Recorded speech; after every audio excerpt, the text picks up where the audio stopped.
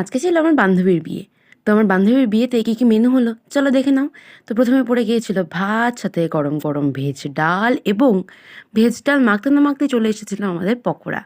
তারপরে এই ক্রিস্পি পকোড়ার সাথে লেবু দিয়ে, ডাল দিয়ে মেখে একটা দুর্দান্ত বাইট দিলাম। তারপরেই ডাল খেতে শেষ না করতে করতেই চলে এসেছিলো আমাদের আলু দিয়ে চিংড়ি দিয়ে একটা তরকারি টাইপের।